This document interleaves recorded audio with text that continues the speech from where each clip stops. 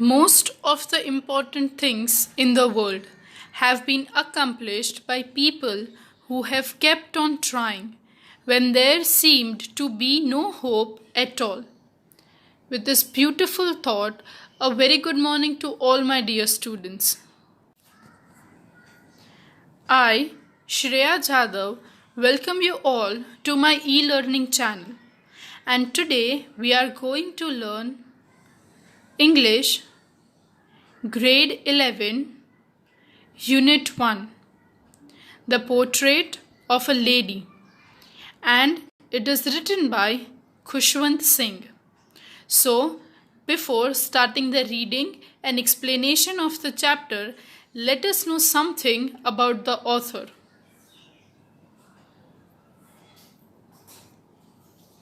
Khushwant Singh, born on 2nd February 1915, died on 20th March 2014.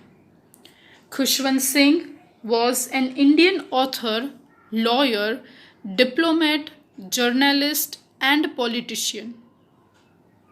His experience in the 1947 partition of India inspired him to write Train to Pakistan in the year 1956, which was made into a film in the year 1998, which became his most well-known novel. So now let us proceed. Introduction for answers. Dear students, whenever you write down your question answers, always remember that you are supposed to start your answer with introduction. This creates a good impact on the paper checker. Prose, that is the portrait of lady. Author's name, that is Khushwant Singh. Genre, that is short story.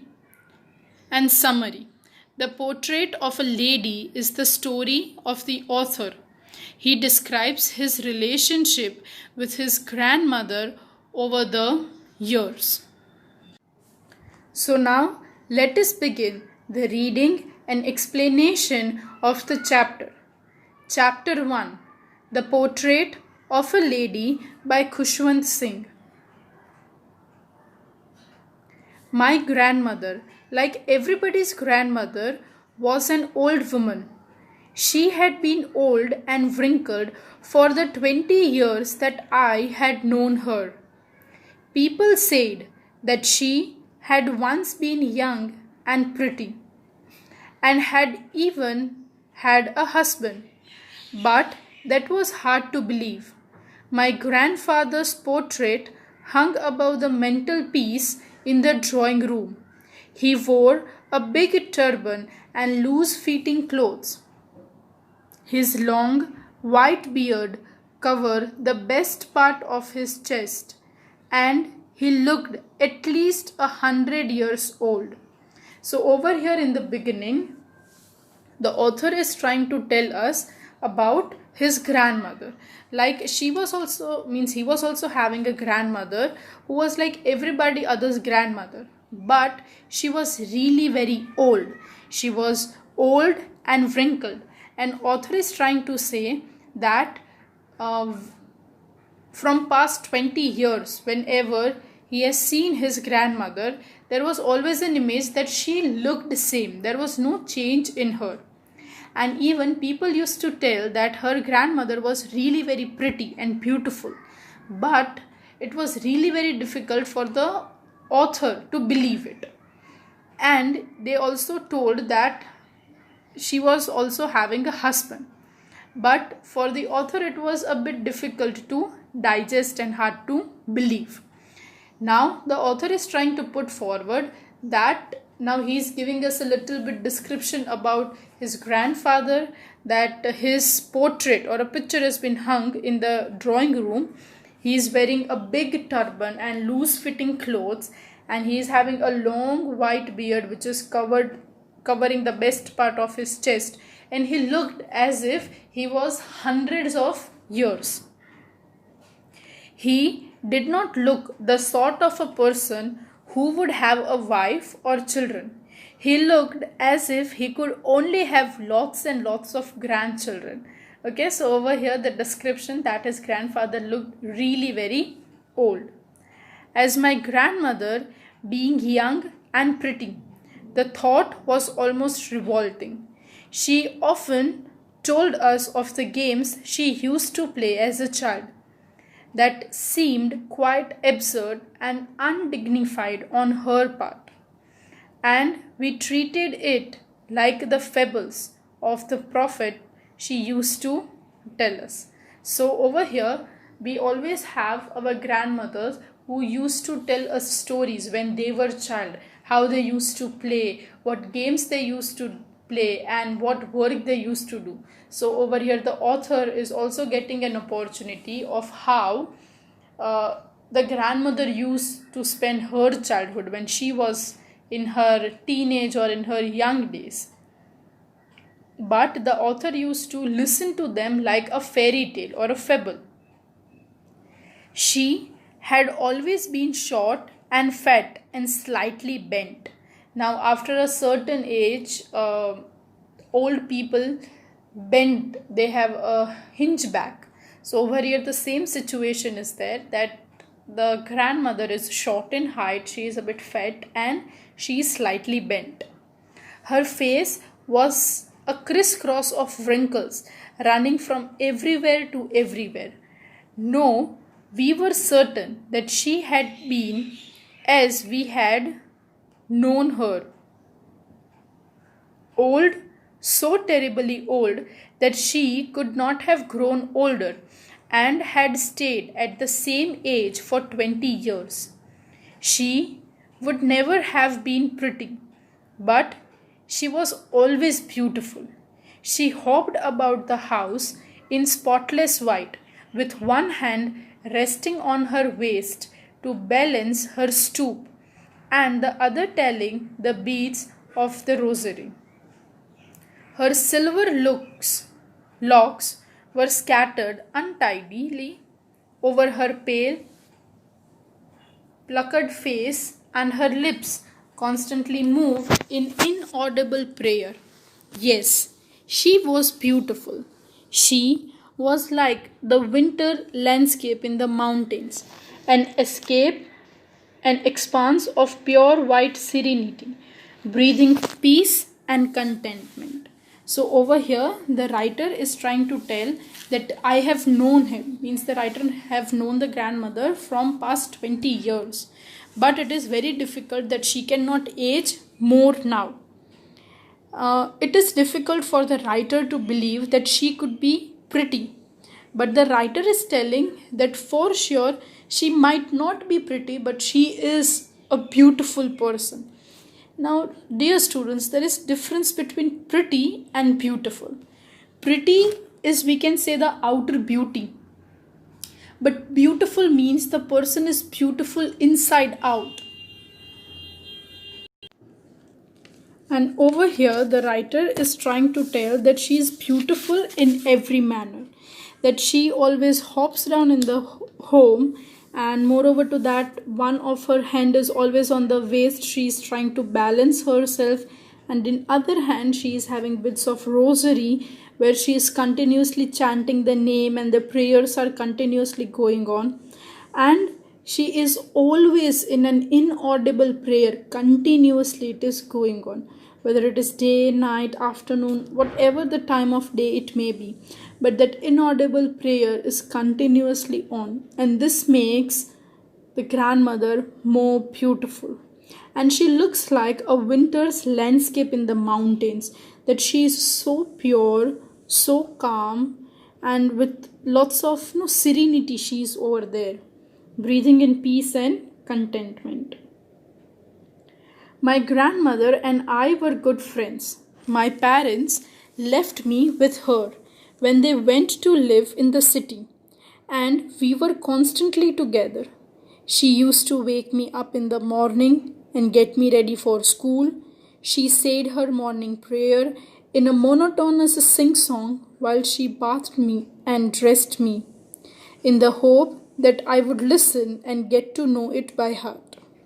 I listened because I loved her voice, but never bothered to learn it. Then she would fetch my wooden slate, which she had already washed and plastered with a yellow chalk, a tiny earthen ink pot, and a red pen, tie them all in a bundle, and hand it to me. After a breakfast of thick stale chapati with a little butter and sugar spread on it, we went to school. She carried several stale chapatis with her for village dogs. So now we are going to have an inside look for the grandmother and the author when author was really very young. Author's parents left him with his grandmother and they shifted to city for the better future. So usually he has spent most of his childhood with his grandmother. Every day she would wake him up in the morning, get him ready for the school, and while dressing him up she would say prayers in a monotonous way so that in a way that he would learn somehow. But the author would never pay attention to the words and he never bothered to learn it by heart. He only loved the grandmother's voice. And moreover to that, she would get ready the slate so that she could give it to the author.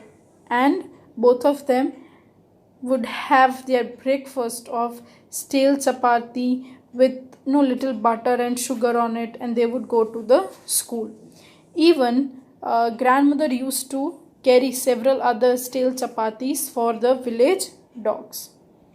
My grandmother always went to school with me because the school was attached to the temple. The priest taught us the alphabet and the morning prayer, while the children sat in a row on either side of veranda singing the alphabet or prayer in a chorus. My grandmother sat inside reading the scriptures. When we both had finished, we would walk back together. This time the village dogs would meet us at the temple door. They followed us to our home, growling and fighting with each other for the chapatis we threw to them. So here grandmother would accompany the author to the school, and at that time duration the school and the temple were near to each other. Now the priest used to teach them alphabets and morning prayer. The children used to sit in a row and in one side of the veranda singing the alphabets and the prayers, and grandmother sitting over there, and she used to read scriptures. When both of them were finished, at that time when they used to return home, the village dogs would be waiting for them at the door, and they would growl and fight with each other for the chapatis that they threw. When my parents were comfortably settled in the city, they sent for us, means they called them. That was the turning point in our friendship. Although we shared the same room, my grandmother no longer came to school with me. I used to go to an English school in a motor bus. There were no dogs in the street, and she took to feeding sparrows in the courtyard of our city house. So now when the parents settled comfortably in the city, they called the grandmother and the author to the town, to the city. And at that time duration, that was the changing point in their life, in their friendship. Eventually they used to stay in the same room, but still now grandmother would not come to leave him, because he used to go in an English medium school, and moreover to that he used to go through motor bus. And the other thing was that now she was not able to feed dogs over there, so she started feeding sparrows in the courtyard in the new house. As the years rolled by, we saw less of each other. For some time she continued to wake me up and get me ready for school. When I came back, she would ask me what the teacher had taught me. I would tell her English words and little things of Western science and learning. The law of gravity, Archimedes' principle, the world being round, etc. This made her unhappy. She could not help me with my lessons. She did not believe in the things they taught at English school and was distressed that there was no teaching about God and scriptures. One day I announced that we were being given music lessons. She was very disturbed. To her, music had a lewd association. It was the monopoly of heralds and beggars and not meant for gentle folk. She said nothing, but her silence meant disapproval. She rarely talked to me after that. So somehow grandmother used to keep account of about the author. She used to ask what they have done at school. Now the author would not give some sort of reply in English about the subject. This made grandmother unhappy. Why? Because in the school no teaching about the God and the scriptures were given. And when one day the author told that they were given music lessons, at that time she didn't like it at all. Why? Because music, she thought like that music is associated with beggars class people. The good people or good level of people do not sing or play music. It is not for them. And with listening to this thing, the connection between grandmother and the author slowly and gradually reduced. She didn't say about anything, but her silence was a disapproval. And after that, she rarely talked with him. I went up to university. I was given a room of my own. The common link of friendship was snapped. My grandmother accepted her shakelshin of resignation. She rarely left her spinning wheel to talk to anyone. From sunrise to sunset, she sat by her wheel, spinning and reciting prayers. Only in the afternoon she relaxed for a while to feed the sparrows. While she sat in the veranda, breaking the bread into little bites, hundreds of little birds collected round her, creating a veritable bedlam of chirping. Some came and perched on her legs, others on her shoulders. Some even sat on her head. She smiled, but never shooed them away. It used to be the happiest half an hour of the day for her. So now the author was grown up, he went to university, and now he had got his separate room. So that common link of friendship between them was taken away, was snapped. Moreover to that, now grandmother has also accepted her resignation, that now she is not supposed to interfere in the life of the author because he has become a grown child. She would not continuously from morning till evening, she would not just spin her wheel and she would recite prayers. She would relax in the afternoon, and while relaxing she would feed the sparrows. She would sit in the veranda breaking those bread into little pieces, and hundreds of little birds were collected in the veranda. Some of them used to sit on the legs, some of them would sit on the shoulders, even few came and sit on the head. And the grandmother would never refuse. Okay, she would never shoo them away, make them fly away, and it is considered as that the best half an hour of her day.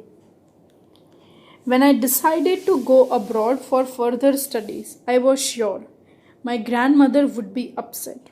I would be away for 5 years, and at her age, one could never tell. But my grandmother could. She was not even sentimental. She came to leave me at railway station but did not talk or show any emotion. Her lips moved in prayer, her mind was lost in prayer. Her fingers were busy telling the beads of rosary. Silently she kissed my forehead, and when I left, I cherished the moist imprint as perhaps the last sign of physical contact between us. So, here, after completing his university, he went for further studies to abroad, and at that time he knew that his grandmother might be upset, but she didn't had any sort of feelings and sentiments. Although she came to leave him, but she was continuously in her prayer. She didn't show any sort of emotion. She was lost in her prayer and she was continuously busy in telling the beads of her rosary. She silently kissed her, and that was the last physical sign between the author and the grandmother. But that was not so. After 5 years, I came back home and was met by her at the station. She did not look a day older. She still had no time for words. And while she clasped me in her arms, I could hear her reciting her prayer. Even on the first day of my arrival, her happiest moments were with her sparrows, whom she fed longer with and with frivolous rebukes. Even when the writer returned after 5 years, she was continuously reciting the prayers and she didn't look at all a day older. But even on the first day of the writer's arrival, her happiest moment was feeding the sparrows, and this time she was in a frivolous rebukes, means in a playful scolding. She spent a bit longer time with the sparrows. In the evening, a change came over her. She did not pray. She collected the women of the neighborhood, got an old drum, and started to sing. For several hours, she thumped the sagging skins of dilapidated drum. It means that the old worn out sides of the drum, and sang of the homecoming of warriors. We had to persuade her to stop, to avoid overstraining. That was the first time since I had known her that she did not pray. Now a condition came that after feeding the sparrows in the afternoon, that was first time in the evening that she didn't pray. But on the other hand, she called the neighborhood women to play the drum and singing. And after a certain time duration, the family members had to stop her to avoid overstraining herself. And she was now singing the songs of homecoming of the warriors apart from prayers. The next morning, she was taken ill. It was a mild fever, and the doctor told us that it would go.